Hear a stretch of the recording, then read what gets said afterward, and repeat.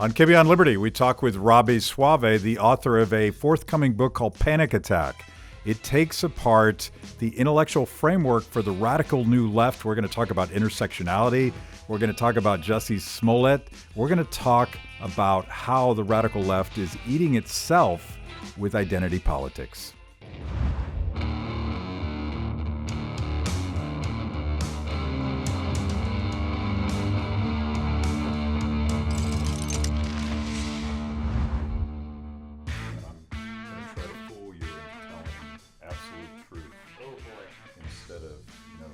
Instead of O'Reilly choice, right? Well, this is it. And you just saw this book for the first time, right? Yes, I've never seen it in live in person. So let's be shameless right on up front and say Robby Soave's new book, Panic Attack: Young Radicals in the Age of Trump, and this comes out when? Yeah, middle of June. Middle of June. But you can pre-order it on Amazon right now if you're watching this show. That's right. Is that fair? That's right. Please do. So I buried the lead. You're Robby Soave, and you are Tucker Carlson's best friend now because you've been talking a lot about hoaxes and most recently the Jussie. How do you say his name? Jussie Smollett. Yes. Smollett. Yeah, it's been a crazy couple of weeks. The media has gotten a lot wrong. Certainly that was an example of a story where there was this immediate rush to judgment or rush to believe, even though a lot of people who pay attention to hate crimes like myself, like a lot of people in conservative media, even many liberals and leftist writers I was having private conversations with who knew that there was going to be more to this story, if not outright, it was going to be exaggerated or made up. And in fact, the evidence now suggests strongly that it's Smollett who claimed he was attacked by these Trump supporters late one night in Chicago, that actually he paid the people to do it, to raise his publicity or for some reason like that. And the police, the evidence they have looks pretty overwhelming, but he's still innocent until, proven guilty or whatever. But yeah, innocent until proven guilty. And I was wondering about that in the context of it was like the Chicago police chief or whoever that guy was, and he's visibly angry at the hoax. But he talked about it as if the case had been tried and proven. How does that work? Because that seemed a little wrong to me, even though apparently they have like a canceled check.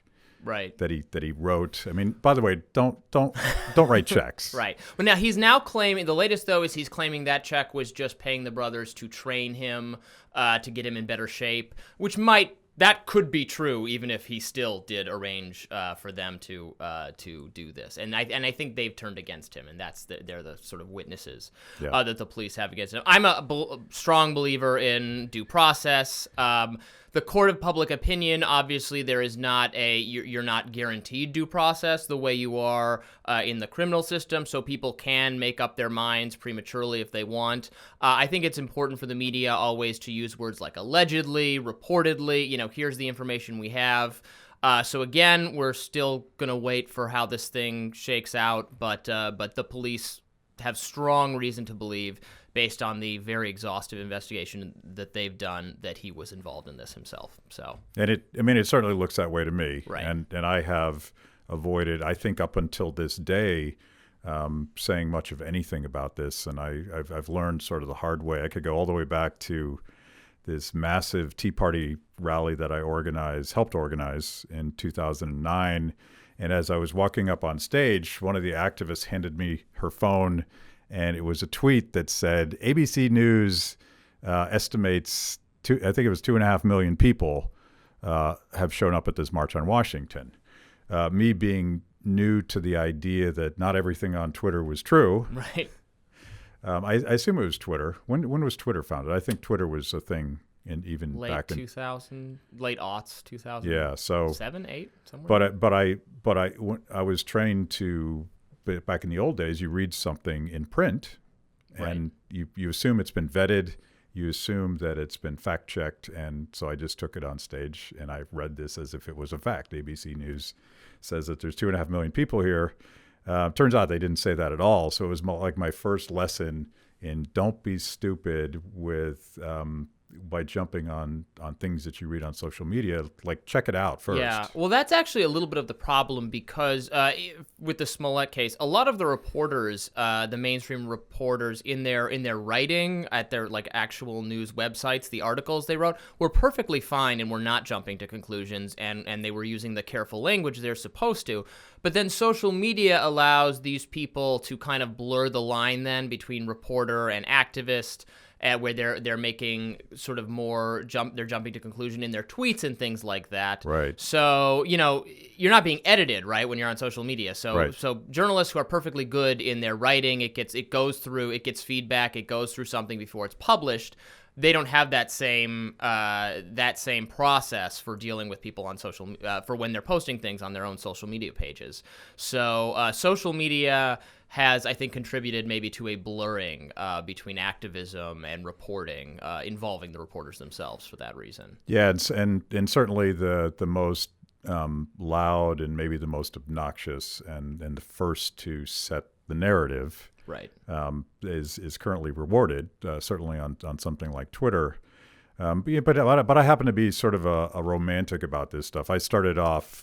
There's a cyber libertarian named John Perry Barlow, who's one of my patron saints. Everything he said about the potential of technology and the internet to create what he called a right to know. It was going to radically democratize the playing field, so that you didn't have to go to Harvard to get the best knowledge in the world. You could Google it. You could search. You could self-curriculate and create your own platform for learning things. Of course, that has morphed into sort of this very angry clickbait tribal silo thing that we see today. But I think we might work it out. But certainly the Smollett story didn't help. It hurt. I never want to be too fatalistic about social media for just that reason. I mean, panics about new technology are often unfounded, and you can go back in time. You always have politicians, moderate politicians of both parties, freaking out that kids are watching too much TV. Now it's kids are on their smartphones too often, and as a libertarian, I want to be really careful about not just condemning something because it's new, right? Right. Right. A lot of this reporting is often moral panic, is often people freaking out for no reason. Social media has tremendous advantages. It allows, just like you said, the allowing everyone to kind of consume and proliferate information. It is so much easier to have conversations with people, in different walks of life across the country, across the world, to call out powerful people and hold them accountable if their statements that they're making on social media. You can actually interact with them, and if what you're saying is resonating with other people, they can favorite it, they can share it, they can like it, and it gets signal boosted. So there's a lot positive to say about that. Think about a couple decades ago, you'd have to write like a letter to the editor or something and hope that the gatekeepers, chose to highlight your perspective. Right. So in a lot of ways, it is good. But there are plus sides and there are downsides to the technology. It does also allow people to create little bubbles where they're only going to interact with like-minded people. And also to consume information that is factually inaccurate and to be misled by it. Although the recent studies I've seen suggest that actually very few people do share like what is objectively fake news. So that might be a little much. That might also be a moral panic. Yeah. So I've jumped ahead of myself. As you may have noticed, I brought some cool bourbon. Terrific. And this is one of my favorite new bourbons. It's Weller Special Reserve. If you paid retail for this, it would be considered really cheap bourbon. But it's also known as the poor man's Pappy Van Winkle. And I compared this to Pappy 12 just recently. And this, which probably retails for $29, is better than Pappy 12. Don't tell those guys that because it'll be upsetting. But this is a drinking show. We don't judge people who don't drink, but you've acknowledged that you once in a while. I have to admit that I do. Yes. Thank you. And it's a strategy because at some point when you're really comfortable and maybe a little liquored up, I have got you questions that are designed to embarrass you and make people click on this podcast. So you see it's coming, at least, Cheers. Excellent.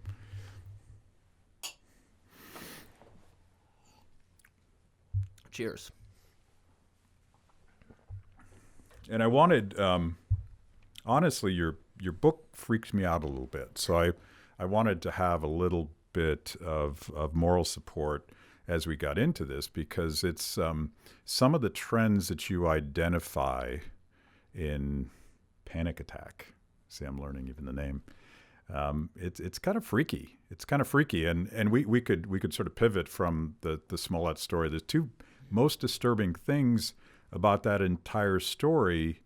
One is that a lot of the people that so self-righteously used his story to argue that America is becoming more racist and more violent, and that this is really Donald Trump's fault, haven't really backed down. They've actually said it doesn't really matter if it's true or not. The narrative matters more, and that seems Orwellian to me. It seems super weird. Right. So part of what I was interested in kind of studying is, I would say, the hyperbolic freakout over Trump being elected. Now, I am no fan of the president. I disagree with a ton of his policies. Part of my reason for writing this is that I actually am sympathetic to some goals of moderates and progressives. It was, by the way, it was funny reading some of the resistance comments to your appearances on Fox News. They assume that you actually have a multitude of MAGA baseball hats in your closet. Right. I'm the one with, I've got all the hats and I'm only defending. It's funny how many people assume I'm only defending people like the Covington kids and so forth because I'm in sympathy with their policy views, which couldn't be further from the truth. Right. But actually being sort of a moderate or a libertarian or a libertarian centrist, I think allows me to call out some faults on both sides. And some people appreciate that, but partisans never do. So anyway, for this book, I talked to a lot of activists, young activists, often college students, and kind of caught up with them to see how they're responding to the Trump presidency, what their goals are, and where their ideas come from. We've seen so much, I think, of the kind of shutdown culture evolving on college campuses over the last few years, and that was initially what drew me to this topic. Young, progressive, activist-minded people turning on free speech in a way that would actually shock their activist ancestors. Free speech was a cardinal value to sort of 60s and 70s activists. They fought for free speech. They viewed free speech as part of their struggle. And today's activists think free speech is something for white supremacists, for Richard Spencer, for Milo, and they don't want anything to do with it. And and they also view words as a form of violence. So if you're going to invite someone to the campus who's going to make people feel uncomfortable, then it's almost as if you've thrown the first punch, and our shutting down of this person is self-defense. So our violence or our lack of civility is perfectly morally legitimate. So shutting down a speech on a college campus has and morally righteously can involve actually hitting the guy so that he doesn't talk. Right, because they, by expressing views that are offensive, those views are actually hurtful, and in a broad, they're emotionally hurtful, and that is on the same spectrum as physical violence. So you've started, and I've asked them, do you think this is a smart tactic? Don't you think this could backfire against you? Don't you think this turns people off? But they don't care because it's about safety. Their primary goal is keeping their marginalized people safe from the rhetoric of offensive speakers, of Donald Trump and his supporters, and safety. Their first defense is of your emotions, of your mental well-being. So that's why those tactics are justified. And shutdown culture seems to have originated, and you would know the timeline better than me, but it didn't start with conservative groups sort of trolling them by inviting Milo. It started with serious conservative academics. I would consider Charles Murray a serious conservative academic who has a lot of interesting views, provocative views that I don't like, all of the gamut that you would expect from any serious person. Same, right. And it seems that they started going after guys like that, and the counter response by conservatives, well, let's find someone that will really, really trigger you, and we'll own you with, let's have Milo on campus. Absolutely. I mean, there's no question to me that conservatives have really sort of embarrassed themselves in their reaction to this phenomenon, because they realized we're just going to invite the most controversial people who actually don't have a lot to say. Yeah. The point is for them to get shut down. I mean, there have been meetings of kind of conservative students on campus admitting that they're doing this exact thing, which is really frustrating for, I think, advancing a dialogue about these ideas. At the same time, there is no sort of differentiation on the left. The left, Charles Murray and Milo Yiannopoulos and Richard Spencer are the same person to many of the leftist and maybe you, let's be honest. And maybe me. Yeah. And I would say these speakers, each of them demand a very different response. I think Charles Murray, just like you said, I think he's interesting, and I agree with some of what he has to say. I very much disagree with other things he has to say. But he's a thoughtful, intelligent person, and I think it's worth attending the event and listening and asking tough questions or having some kind of debate. For Richard Spencer, just don't show up. For Richard Spencer, the whole point of his, he hopes people shout him down and throw things at him. If he has to give his presentation to like 2 white nationalists and just an empty auditorium, it will be a failure for him. So that to me seems like the obvious response, but many, and I don't mean to characterize people too broadly, but many of the activist class on these campuses on the left think, no, we have to show up, we have to shout down, we have to stop this event from taking place. It's a matter of people's safety. Yeah, and it's probably evolved from sort of the cynical tactics of acolytes of Saul Alinsky, because his whole point was to kind of manipulate public opinion with street theater and isolating bad guys and probably creating unfalse stories about them. I tend to think that more conservatives know who Alinsky is than leftists or the liberal activists, because I think I've certainly heard more conservatives reference Alinsky than I have, which is kind of interesting, right? I feel like maybe to some sense conservatives absorbed his thinking, and maybe they might actually think it's more influential on the left than it is today. I think it's a generational thing. It's certainly Hillary Clinton and Barack Obama were students of that style of politics. But that's what you're describing in your book taught me one of the things. It seems obvious to me that sucker punching Richard Spencer, neo-Nazi, is a great way to make Richard Spencer more important than he is, and they don't seem to care. So it wasn't a strategic point on their part. It was a moral righteousness. It is right to sucker punch people that I disagree with, right. and that strategically, as you point out in the book, is a disaster for them.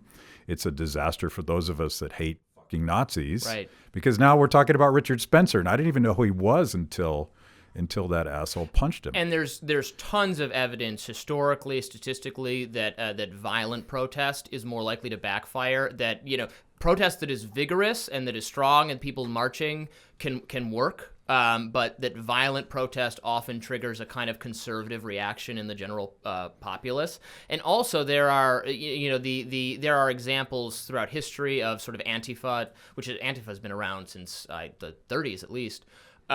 Examples of Antifa just calling more attention to the people they're trying to shut down, especially historically when the only way to find out about these groups would have been newspapers. Yeah. The newspaper has to write about the shutdown or the attack on the white nationalist figure, so then people learn about this community, and actually there are cases where their ranks increased after they got shut down by an Antifa type group because it generated more media coverage. It's sort of like the Streisand effect type thing. Which would be more of an Alinsky style right. cynical manipulation of the media narrative, but that's not how the people you describe in the book are thinking about the world anymore. They're thinking in a simpler, we're keeping our people safe, and that we have a right to that if the intolerant are going to have their say, it is going to result in our society becoming less tolerant. They're going to come and change our society. So it is okay for us to be intolerant of their views or to practice intolerance of them, to shut them down. It's safety. It's a self-defense sort of thing. And again, safety very broadly considered. They're thinking about their emotional health, their mental health. They're more in tune with these problems than students, than activist radicals of previous generations. They openly talk about mental health in a way that's not necessarily always bad. I mean, it's good that we've destigmatized talking about mental health to some degree, so that people who really need help are not afraid to ask for it and to get counseling if they need it or medicine if they need it. But you see many activists talk about mental health in such a radically free way. It's almost, and also because being the most victimized is a way to gain power within activist circles, because the most victimized person is the one who gets the most attention and who has the most authority to address any issue. So one way to be more victimized than other people is to suffer some kind of mental health problem. And I've seen biographies of activists where the first detail they list about themselves is what mental disorder they're suffering from. And again, I'm not trying to say it's bad to be open about these things. I would need pages on my resume to really dig into that in my case. But there's almost a desire to have the affliction, so you can compete with other marginalized people for the most marginalized status. Well, that gets us back to the Jussie Smollett case, because reportedly he thought that this hoax was a good idea because it would build his star power and build his marketability and force his employers to give him more money. And again, we don't know if that's true or not, but the logic of something like that is so alien to me. But it comes from this sort of victim culture philosophy. It absolutely fits in with this philosophy. I'm hesitant to say that it definitely comes because these kinds of hoaxes have been around for longer than this kind of victimhood power has existed. It definitely connects to it and is an example of it. But there have been, I've been following these kinds of hoaxes on campus for a decade at least, and there are a lot of them. It's really hard to know. And I've said this on the couple media appearances I've done this week. It's actually hard to know what percentage of these kinds of incidents are fake. There's just not reliable data at all, and so many of them are unsolved, so you'd never know. I've seen plenty of fake ones. I've seen real ones too. It's hard to make. Is this guesses. Exclusively college campuses that you're focused on? So college campuses have bias incidents that are often, they wouldn't even be criminal. Mm-hmm. If you write an obscene message on someone's whiteboard on their door, that might violate a college policy. That could get you in trouble. That wouldn't be a matter that wouldn't be criminal. The way that what they did to Jussie Smollett is obviously criminal. Right. So in a way, it's easier to get away with whatever that is, and many of those have turned out to be questionable. Or it can be something as simple as there was a noose on a woman's door, and this was treated as a bias incident, but actually it turned out it was a shoelace, and someone had found a shoelace on the ground and thought the shoelace should be on a door knob rather than the ground. It wasn't intended, it was neither a hoax nor was it an actual thing. It was just an accident. Yeah. And there's some of those too. Do you think there's a link between, and we're talking about, and let's put aside some of the triggering language that some of us would argue is just like someone being a jerk, being an idiot, being an asshole, versus, real acts of sexual violence, racial violence, and you've been the first to uncover a number of really horrific hoaxes on campus. Is part of that driven by social media that allows someone, the upside of social media is it allows an investigative reporter like you to get your story out there, even though you don't work for the Washington Post. It builds Reason's platform as a media outlet. But the downside is it might encourage people that want to tell a lie. Yeah, there are a lot of, I think, social science theories about these kinds of things, but it never seems like there's enough there to make assertions. There are some people who think the amount of media coverage we give actually to mass shooters and things like that is it's a contagion, and other deranged people see the attention they get and sort of fetishize that, and it's like copycat things. Yeah. There's compelling social science research to show that, and then it's like, so should the media sort of willingly or voluntarily censor themselves to keep, if you keep the name of the person out of who commits this horrific violence out of the media, would that give less incentive to deranged people to carry out similar. I think that the research I've seen is sort of compelling on that point, actually, and this is tangential to what you had brought up. But that would involve. But then I would never say the government should or could enforce any sort of, you're not allowed to share their names. So they would have to be a voluntary. These are decisions that careful reporters should really weigh. There might be such a thing as information overload, or just bringing up.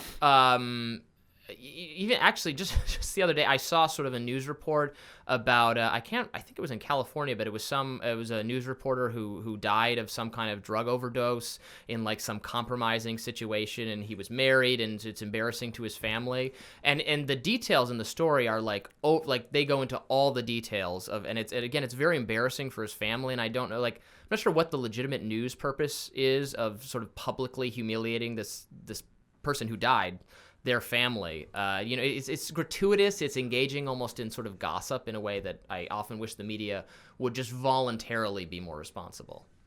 So, I read your stuff fairly regularly, and it's a little bit different to me because it seems to be almost that lost art of actual investigative journalism. You let everybody know, generally speaking, that you're a libertarian, and that has certain biases that you bring to the table, but you actually try to report facts, and I don't see that much anymore. And part of that is economics. I mean, it's very difficult in the transition from the old top-down media platforms, the Washington Post, New York Times, the news of record, to this democratized world, but. Do you feel like your style of reporting facts is still a viable platform? I mean, I think it is. I think the mainstream, the New York Times, the Washington Post, so on, I still think they do a lot of good reporting. It's often disguised by terrible opinion that is actually in different sections of the paper that bring the whole enterprise down. But the reporters do, let their biases kind of be apparent sometimes. And unfortunately, the Trump years have made objective journalism much more difficult because, and part of this is Trump's fault, because he has positioned himself so much more than they deserve, I think, as being opposed to the media. And I think he's over the top with his criticism of the media. But then there's a reaction on the media's part, and this is like who came first, the chicken or the egg problem. Right. But so it's two teams. It's Team Trump and it's Team Media. So all stories need to slot into, is this a story that helps Trump, or is this a story that helps the media? And the media itself, the who are supposed to be the referees sort of, are on one side of this conflict very clearly. So many of these stories, so I don't fit into either team. There are things about the media I like and agree with. There are things about Trump I like and agree with, and hate on both sides. So sometimes when stories come along, I don't have an agenda, at least, that fits into either of these sides. I don't care if this story makes Trump look good or it makes him look bad. I don't, like, I care whatever it is, right? So some of these, it's just I have no axe to grind. I don't need to put into one category or the other, whatever it turns out to be. If it turned out that these kids on the Lincoln Memorial were deranged white supremacists who love Trump and were shouting at Native Americans, okay, it doesn't matter to me. That's what I would write about. Then that's the story. But it turned out, as I was watching the extended video, that no, it was the opposite of that. They really weren't doing anything wrong, and everyone who had in the media who had rushed to judgment on this should be ashamed and humiliated for the mistakes they made. So that was true. That was not. I didn't have an agenda in saying that. If it was the other way, it would have been fine with me. So that's the advantage I think I bring to these situations. And that's sort of and I think the Trump attacking the free press narrative is way overblown, because I'm old enough to remember Barack Obama doing a lot of the same things. He did it with a little more panache, and Trump does it with his brash sort of obnoxious way that he does things. But the Washington Post did, in fact, change their masthead to "Democracy Dies in Darkness," which sounds like a banner for the resistance, as opposed to we're going to get to the facts and report them. Well, because it's an enterprise. I mean, so many of these businesses, like consider the ACLU, which has a long record of kind of defending principles I really care about, due process, free speech, civil liberties. is increasingly, again, an anti-Trump organization in a time where you really got to be on one side or the other, which has led them to some policy positions that I think are a little bit far afield of what would be a true defense of civil liberties. They've been, initially, they were pretty bad on Title IX, which is this it sets what the sexual misconduct policies of campuses are going to be and has a lot of due process and free speech implications.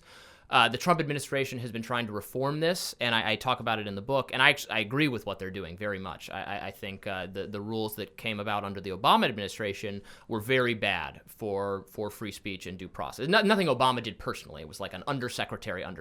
Sure.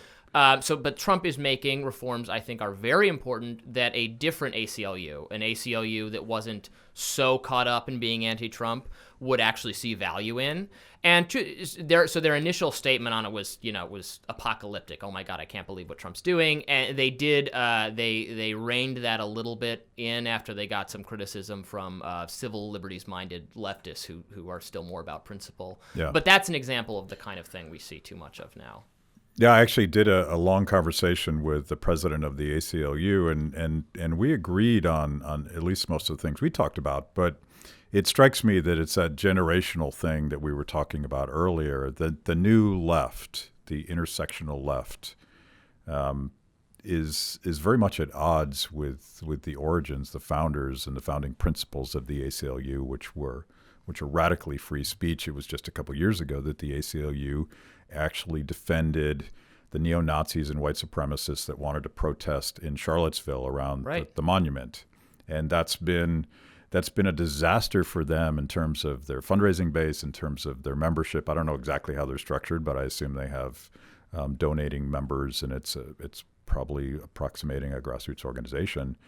And they flipped, as far as I can tell. They're waffling on free speech, and I don't know what the ACLU is if it's not defending free speech. And part of this isn't new. I learned, and this is reported in the book, I spoke with Nadine Strawson, who was a past president of the ACLU, and she told me that, when they made a stand in defense of, previously, I think it was when they defended a neo-Nazi group. I can't recall exactly who. It was a very controversial person's rights they were defending, and they lost a huge chunk of members, and this was a couple decades ago. Yeah. But it didn't change their resolve, and you are seeing a little bit now of them backpedaling on some things. And I talk about in the book at William and this was a very elucidating kind of protest. At William and Mary College, the college invited an ACLU speaker shortly after the Charlottesville thing.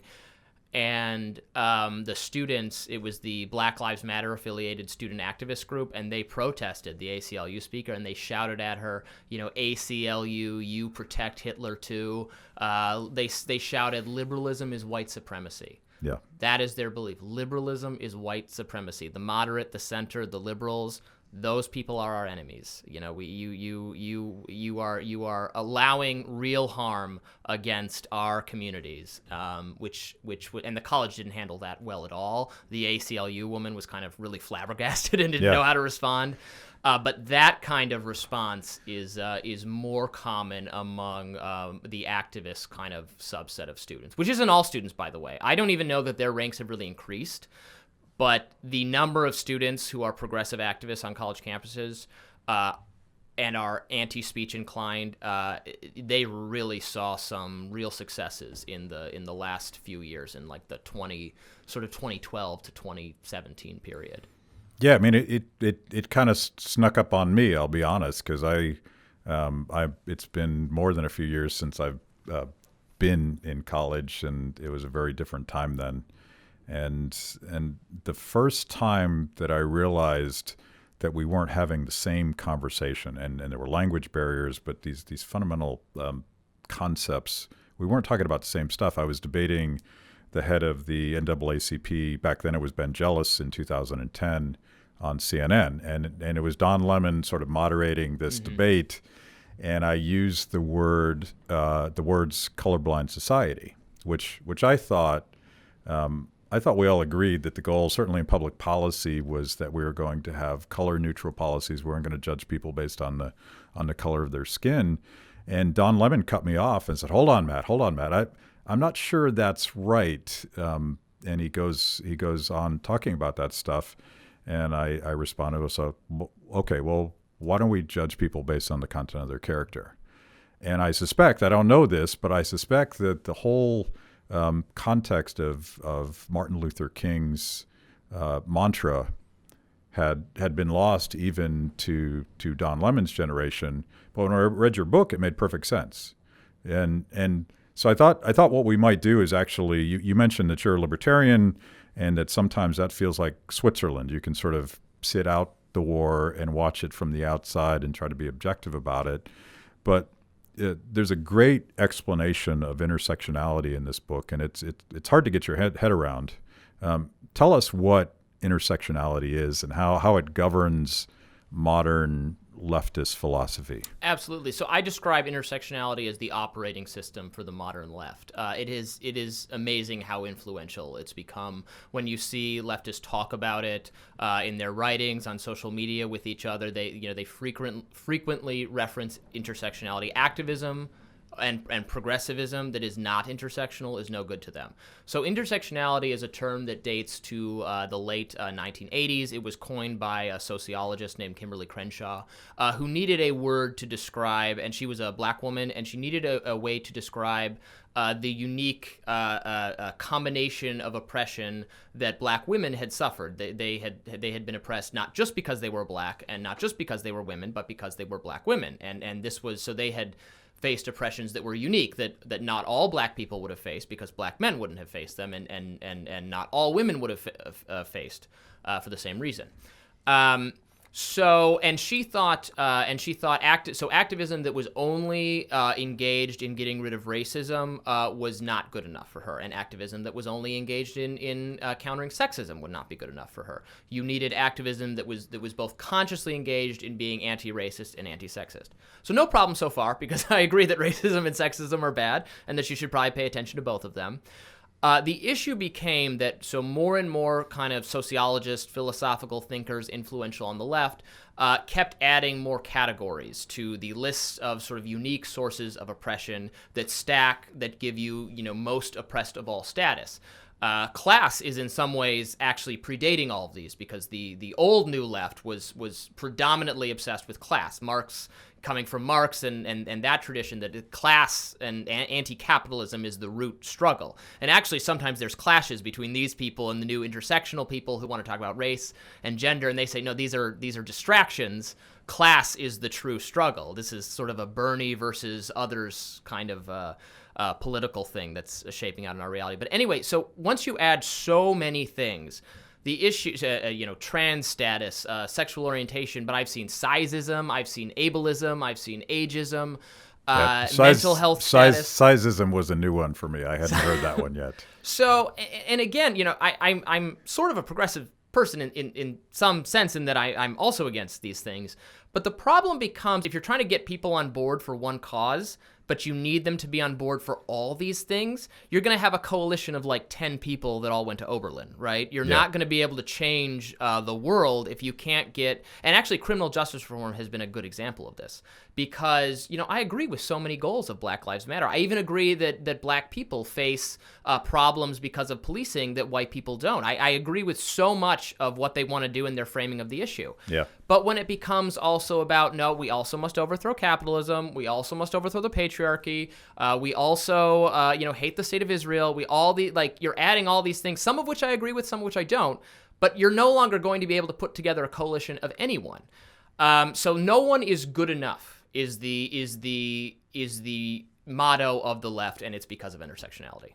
But I'm not even close to good, because I'm a white dude with this radical set of sexual preferences. I've been married and monogamous forever. So I realize that that's just too weird to be in the framework. So you should be educating yourself, but you can't educate yourself because it's not their job to educate you. Right. So you can't. So unless you already know all the ins and outs of this ideology, you're screwed, because you can't. You're not supposed to ask them to help you understand it. Yeah, and one of the grandiose visions for this show is I was hoping to find brave and honest progressives that would come and have a conversation about, like, I would love to have a conversation about intersectionality with people that are very much focused on that kind of stuff, because I realize that there's language barriers and important narrative barriers that keep us from hearing each other sometimes.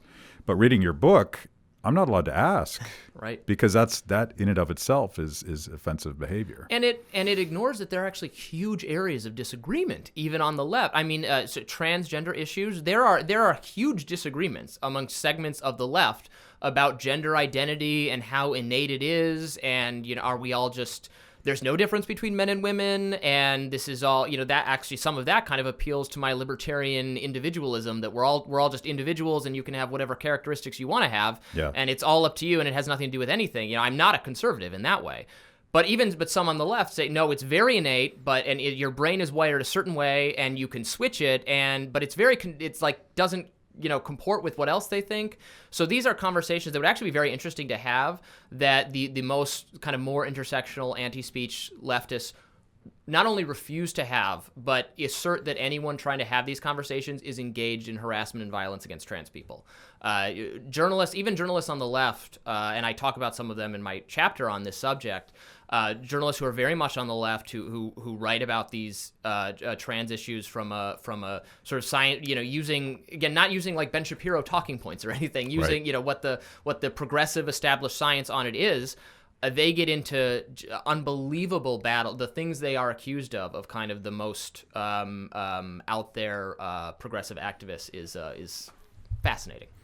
The book, once again, Panic Attack: Young Radicals in the Age of Trump, by Robby Soave. We are talking to him, and I love the title. It's like I take it it's a play on words, because so much of this philosophy is defined by the panic, specifically of Trump.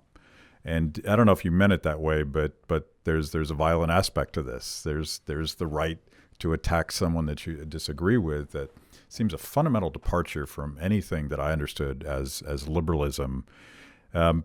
This intersectionality that we were just talking about, you introduced that idea pretty early in the book in the context of the Women's March, and how from day one it was problematic. Massive march by any measure, a very successful turnout of people, and I wrote at the time, this is real. Like a lot of Republicans were saying, this is a George Soros conspiracy. These people are all paid and all that BS. And I'm like, no, this is a real thing.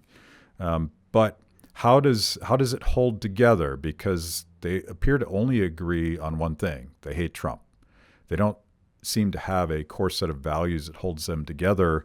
What I didn't fully appreciate was that this intersectionality was tearing the Women's March and the leadership of it apart from day one. And you go into that, and I think it's the first full chapter of the book.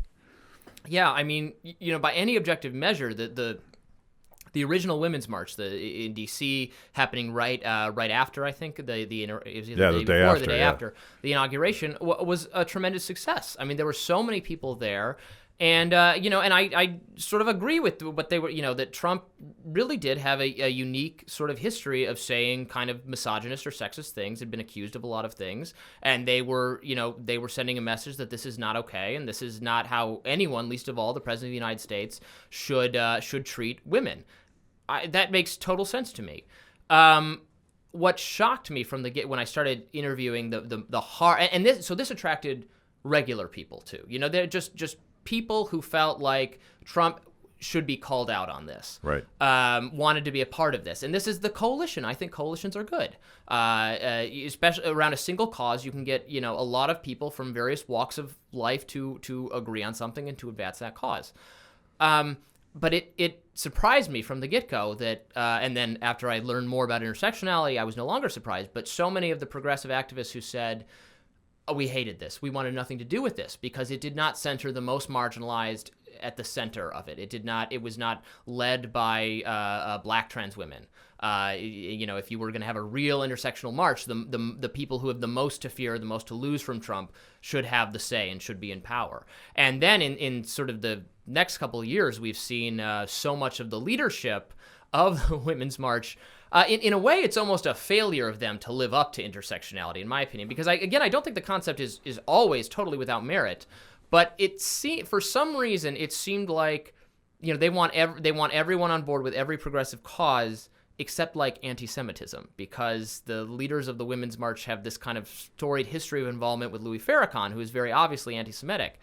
And I'm not, by the way, someone who thinks like all criticism of Israel is inherently anti-Semitism, which some on the right sort of conflate the two. But Farrakhan does have a history of making these pretty broadly offensive to Jewish people comments that they couldn't, for some reason, write off, even though they would have written anyone else out of their coalition for being imperfect on an issue of like hatred. So in a ways, it's a failure of intersectionality. Right. It shows maybe the hypocrisy. I think it showed the hypocrisy of it, that where you have to be perfect from a leftist standpoint on everything, except that we don't really care about that. Yeah.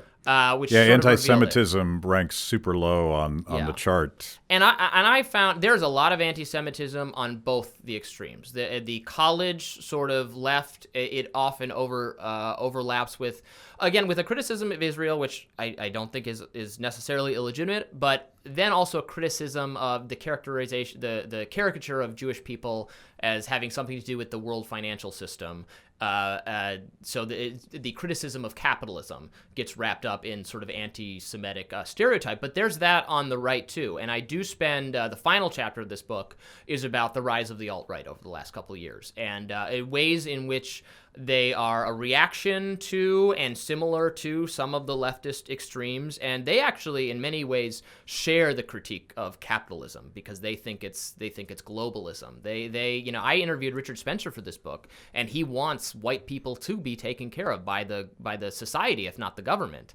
And so he shares many of those far left criticisms, including that.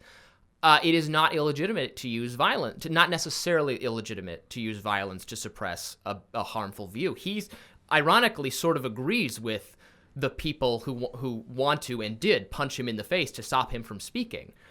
He told me that in the book, that he kind of thinks they have a point, because would we not use force to bring about the society we want? So it's interesting. Well, parallels. And I've argued this for a long time, but I feel like the far right and the far left have a lot more in common than they would ever want to acknowledge. And you were talking earlier about this dynamic where the far left has moved away from class struggle, which in a weird way is sort of non-discriminate. It's like, it's the bourgeoisie versus the rich guys.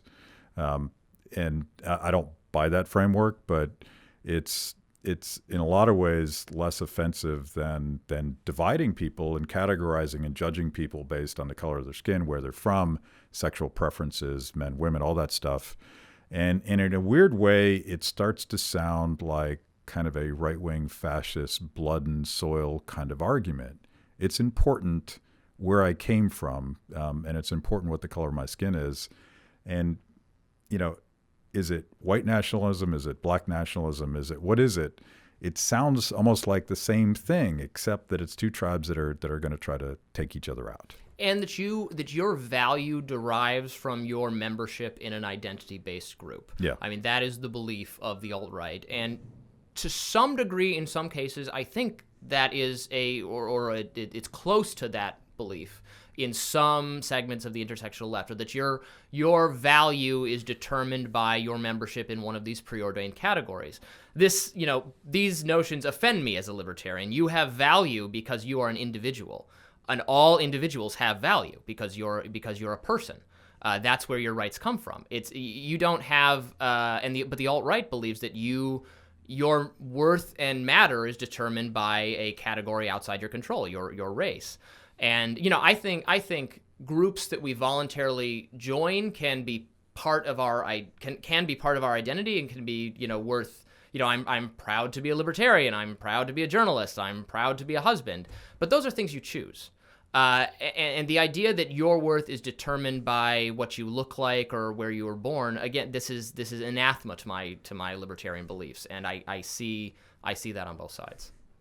So the idea that the alt-right would want some of the sort of government coddling and support and redistribution that the left has been known for is probably shocking to people listening to this, or like, and Right. it's like, and of course the media blurs the word conservative, and I'm not even sure what conservative means anymore in the era of Trump, Right. but they conflate these two terms. Alt-right and conservative are the same thing. But if you listen to Richard Spencer, it has nothing to do with traditional constitutional conservative. We're gonna limit the size and scope of government. Yes, we're going to argue about foreign policy, but generally speaking, we think the government should stay out of private enterprise. That's what conservatives have traditionally said. But now you're seeing the alt-right, which is in my estimation, it's not right at all the way that we were taught that there's this left-right thing. It's a replacement for the right. Yeah. That's how I've come to view it. It's an alternative to the right as we knew it previously. And I don't want to overstate, their influence. Their numbers are not. Well, I don't think we have good data on what their numbers are, but their numbers aren't huge. Yeah. But neither are is it huge the ranks of sort of the far left progressives either. The issue is they, in a couple spaces, just have a lot of power on college campuses. Yeah. Both groups have a lot of power on social media because the loudest, most vile, most harassing person, does have power to sort of rearrange the rules on social media as the companies try to deal with these entities. And I think the left at least wants to, I think, change what the workplace is like, what corporate America is like. I think they want to make it more, again, sensitive to feelings and to safety, and in a sort of the way they have used harassment law on campuses to make it harder to express controversial ideas. I can very easily see them doing the same thing, and they're already starting to do that in places like Silicon Valley, where disproportionately younger workers, younger college-educated workers, are sort of concentrated. So it's I'm not trying to scare people, right? You did scare me. I'm triggered. Yeah, I'll you're be honest, triggered. yeah. So I don't want to overstate anyone's influence, but I am concerned about these polarizing sort of these trends, these rising. I mean, it's even as sort of just someone who wants libertarianism to be advanced and succeed. The number of people on both sides who have anti-market bias and sort of anti-individualist bias is really concerning. The Trump years have certainly been bad, I think, for that because Trump is, even though I sort of kind of like maybe his foreign policy impulses, probably is the thing I like best about Trump. Hopefully, fingers crossed. Sort of, but he's kind of stumbling his way to maybe an ideology there, but in many ways he's just confoundingly unideological. Yeah. And so it's hard to say, like, well, I'm a libertarian and he's not. That's not exactly correct either, but he's definitely not a libertarian. It's just confused, and it's hard to even sort of market libertarianism to people, I think. So I have a bourbon in you, and here comes my critique of your book.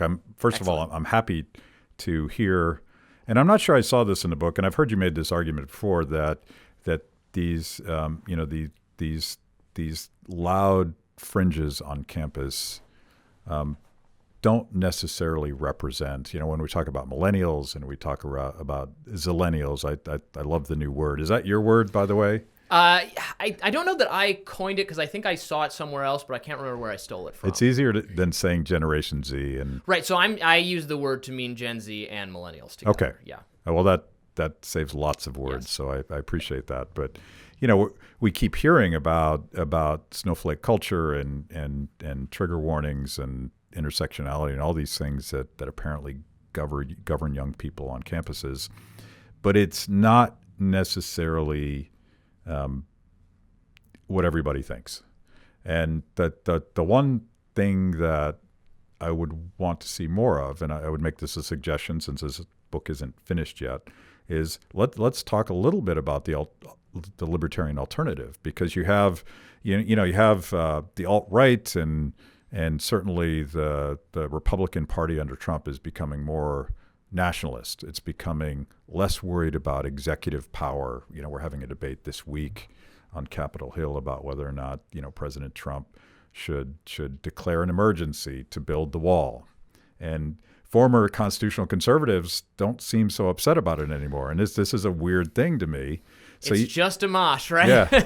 So you have this sort of tribal identity politics. You have these silos on the right and the left, and I have this theory that in the middle, and I hate that left-right thing, by the way, because I don't think that's really a correct configuration. But there's all these people outside of this system that are like, why are we fighting so much? I just want to get a job and go to work, and I want to raise my family, and I want to go to church where I choose to go to church, and I want to be able to express my opinions with my friends. Sort of, to me, that's the American philosophy, and it's inherently libertarian. Where's our spot, and how do we take advantage of this tribalism that is very anti-libertarian? Absolutely.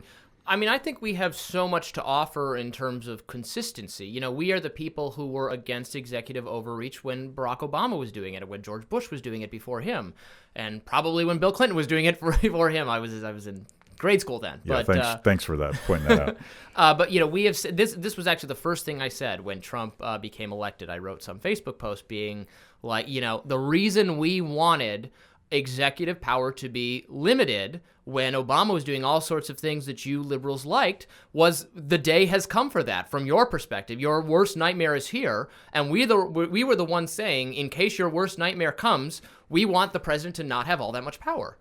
So I think that I think that's a message that resonates, and when I share that sentiment, it seems to get a good pickup. I want to be in conversation with not the left, but liberals, thoughtful, moderate liberals, who want to do all the things you talk, who want to have a dialogue, who care about free speech, who care about due process.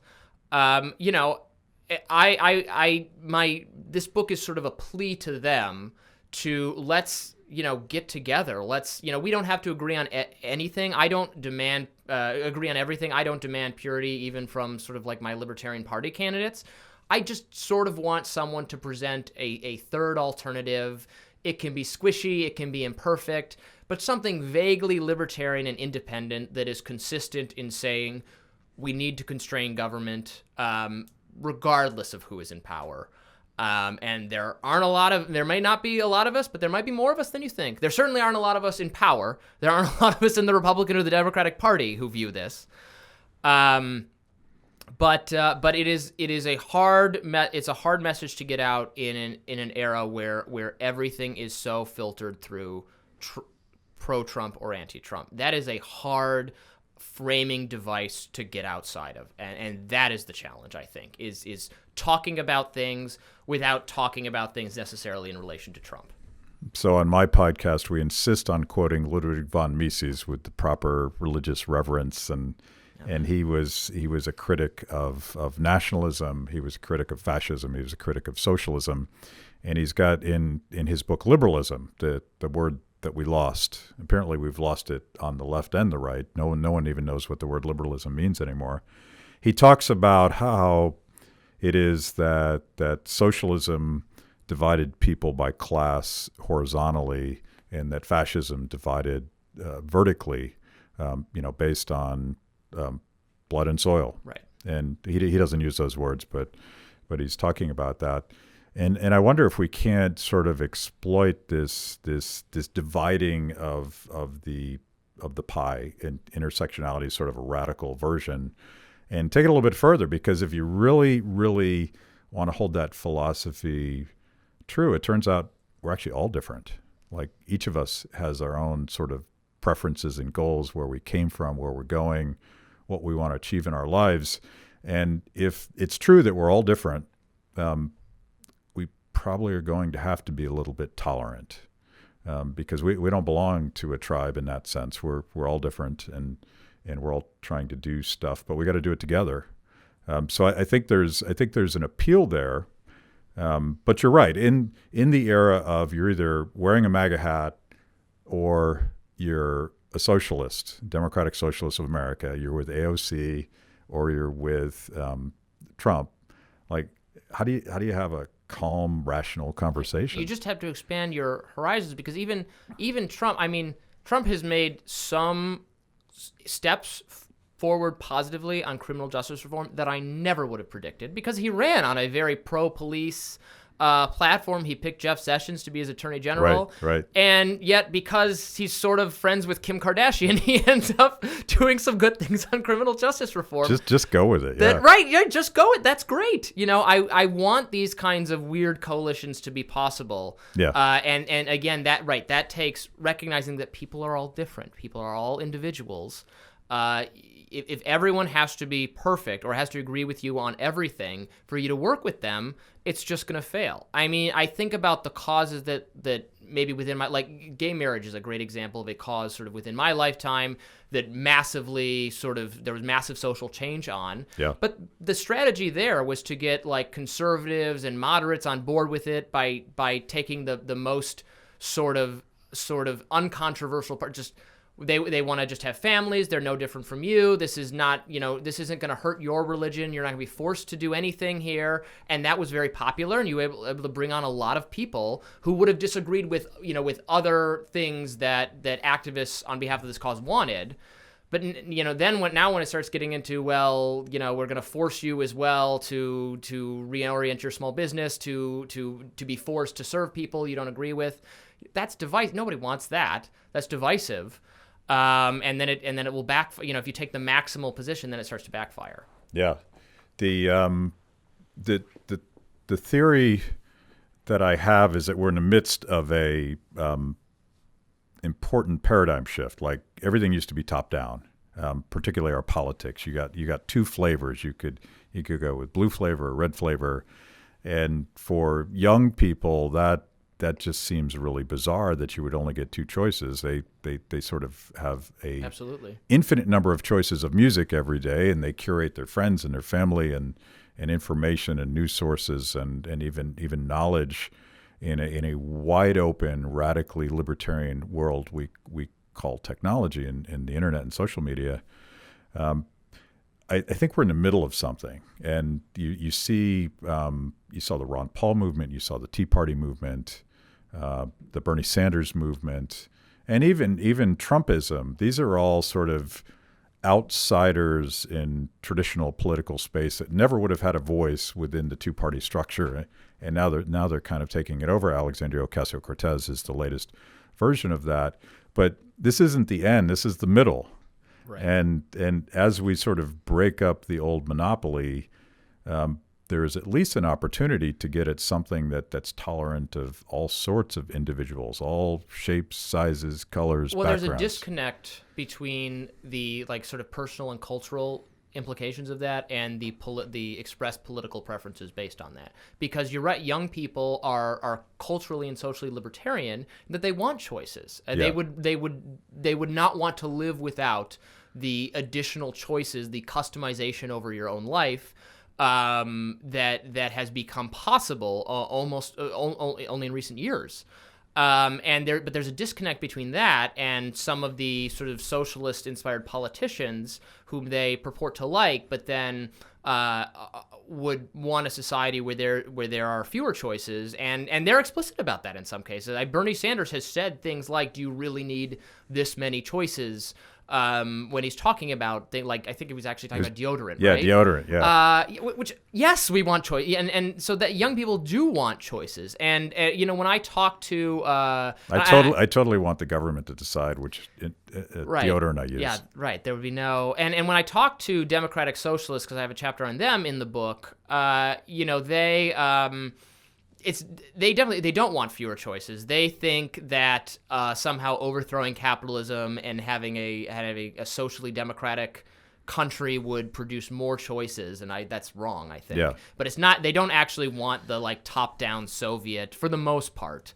Sort of, maybe some of the extremists do, but the ones who are trying to gain converts, even AOC talks about. She says, participation in your own economic dignity. Mm-hmm. That's what socialism is.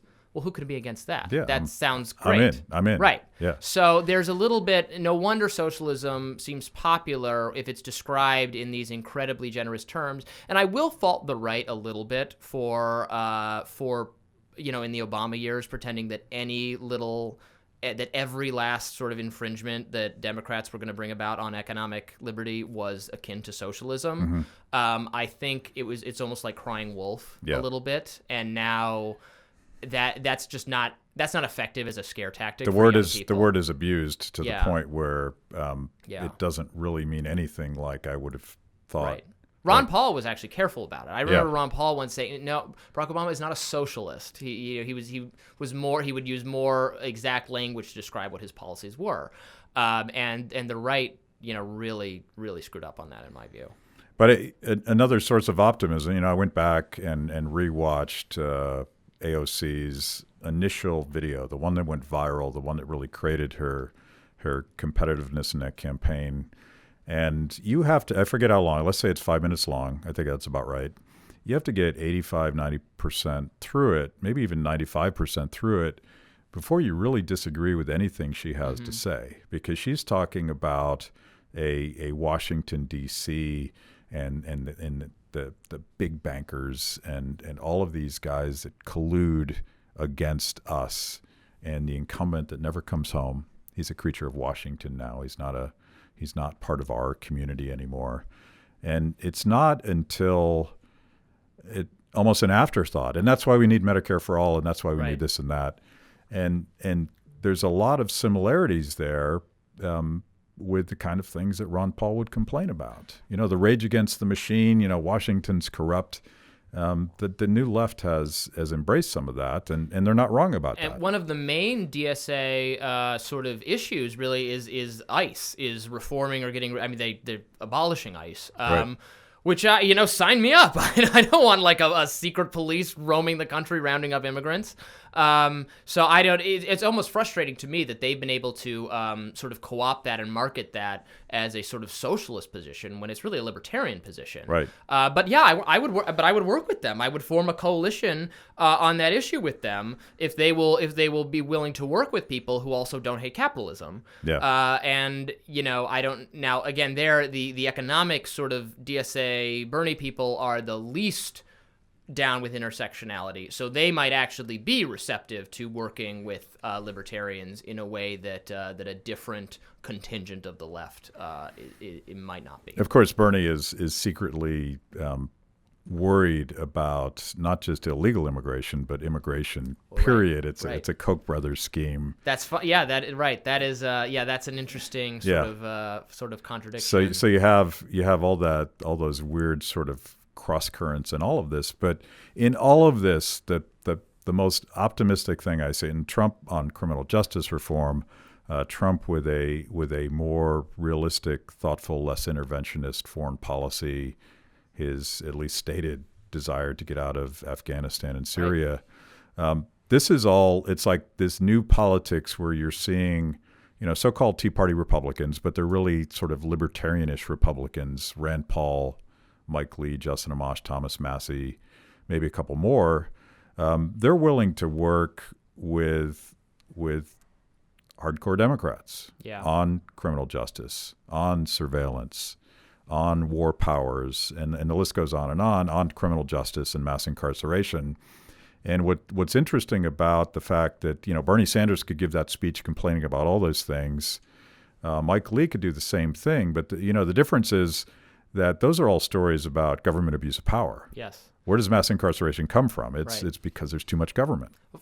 Foreign policy in particular is one area where I am more akin to agree with the far left versus the moderate left, the sort of cable news left, which has been just sort of hysterically sort of anti-Russia. And apparently they want us to invade Russia. Right. Yeah. I watched an interview, I believe it was Rachel Maddow interviewing Elizabeth Warren, trying to get her to be alarmed that Trump wants to get us out of Syria. And Warren, to her credit, sort of was like, well, no, I agree with getting out of Syria. Oh, good for her. That is one sort of category of issues where I actually respect, I have some respect for Bernie despite disagreeing with a lot of what he thinks, because I think it's genuine. I think it's a true. It is his ideology. It's not conveniently adopted to satisfy anyone, and I don't think he changes his positions based on what would be maybe best for his campaign or best for him politically. And I think his he doesn't talk much about foreign policy, but I gather that he would have a more restrained foreign policy. Fortunately, he's very focused on the issues where I least agree with him. Yeah. Well, we promised we'd be mostly honest, so let me say something that's probably career-ending for me. Last November or something, you guys were there. Rand Paul organized a subcommittee hearing on war powers, and Bernie came in and gave this amazing monologue. And I was swooning a little bit. I'm feeling sort of Bernie bro-ish at this moment. So I don't know. He could still get my vote. Yeah, I mean that was the hard part. Too far? Too far? Yeah. Oh, the audience is turning on you. Yeah, I mean, it's over. Well, yeah, especially if you're going to have, it matters if you have a Republican Congress. If we have a Republican Congress that is going to kill all the domestic spending or whatever domestic policies that a President Bernie was going to put forth, but that would be fine then, because President Bernie wouldn't be invading a bunch of people, but his crazy sort of domestic policies that he wants would be thwarted by a Republican Congress. That might actually be a happy because the president is least constrained on matters relating to foreign policy. Yeah. On those issues, Congress has said, do whatever you want, we don't care. So if I knew I was going to have a Republican Congress to prevent the domestic stuff, I might actually prefer like a really left of center president, because the area where the president can most do whatever he wants is foreign policy. So I wonder, and I watched the left's reaction, and it's so tribal now that when Trump proposes restraint, getting out of Syria, getting out of Afghanistan, the left, seemingly for very partisan reasons, sounds like Bill Kristol. They sound like neocons now. So I just worry that whoever's in charge is going to continue doing all the dumb things we've been doing since 9/11. Clearly, there is an allure or there's an encouragement to have a unconstrained foreign policy regardless of who is in the White House. I mean, Barack Obama was a huge disappointment here, even though he campaigned very, very explicitly on being an anti-interventionist, and then really sort of betrayed that. I was an undergrad during the 2008 election, and the people who got the most support and love from students were Obama and Ron Paul, because they were the most against the Iraq War. Yeah. I remember talking, I have this anecdote in the book, talking to a friend of, I think it was a colleague of mine at the student newspaper, who was an ardent hard left progressive who loved Barack Obama, but her number 2 choice was Ron Paul because of foreign policy. So there were hopes and expectations for Barack Obama to be better on this stuff.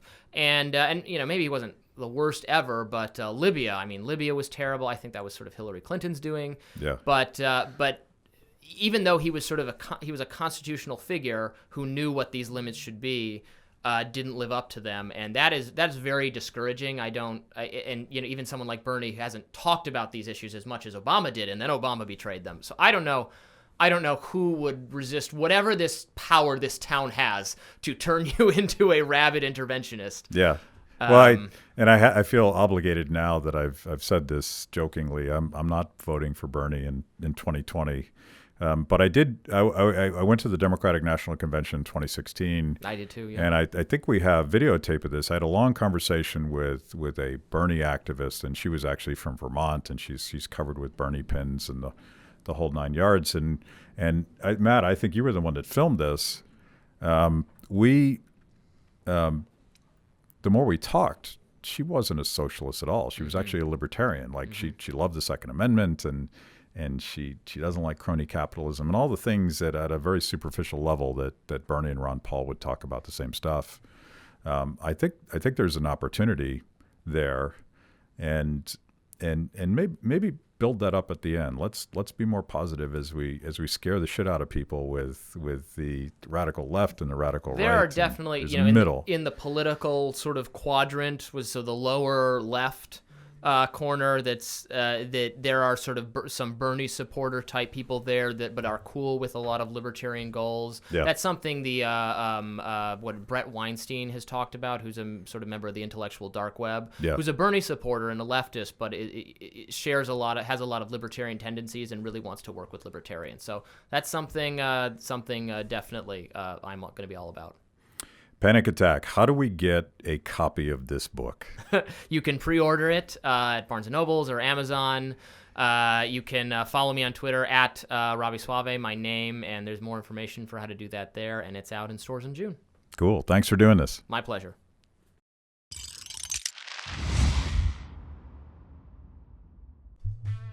Thanks for watching Kibbe on Liberty.